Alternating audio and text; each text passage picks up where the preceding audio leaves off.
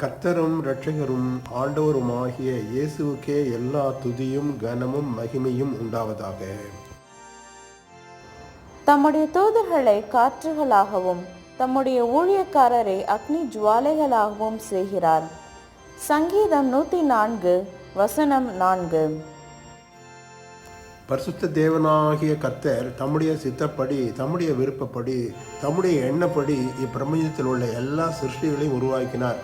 எல்லா விதமான சிருஷ்டிகளுமே அவருடைய சித்தத்தை நிறைவேற்றி அவரை துதித்து ஸ்தோத்திரிக்க எப்பொழுதும் ஆவலாக காத்திருக்கிறது.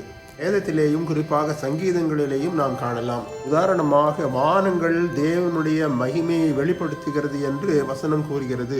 உலகத்தில் உள்ள எல்லா சிருஷ்டிகளுமே அவரை துதித்து ஸ்தோத்திரித்து அவரை போற்றி புகழ ஆவலாய் இருக்கிறது என்று சங்கீதத்திலே கூறப்பட்டுள்ளது.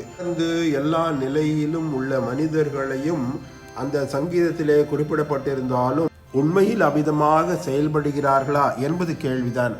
மனிதன் தான் இவ்விதமாக ஆண்டவரின் சித்தப்படி சொற்படி அவருடைய விருப்பப்படி செய்வதில்லை என்றால் அதுதான் உண்மை.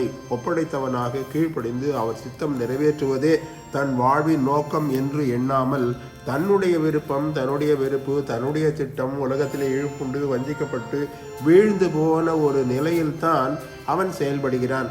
இதிலே அவருடைய ஊழியர்கள் என கூறும் அநேகரும் கூட இந்த வீழ்ச்சி அடைந்த நிலையில் தான் காணப்படுகிறார்கள். ஆகவே தான் பரிசுத்த கடவுள், இனி என்னுடைய தூதர்கள் யார், ஊழியர்கள் யார் தெரியுமா என்று கேள்வி கேட்டு இன்றைய வசனத்திலே திட்டவட்டமாக கூறுகிறார். ஊழியம் செய்ய போகிறவர்கள் யார் என்று தெரியுமா? வசனத்தின் சரியான பொருள், காற்றுகளை தம்முடைய தூதர்களாக அவர் மாற்றி செயல்படும் ஆண்டவராக இருக்கிறார்.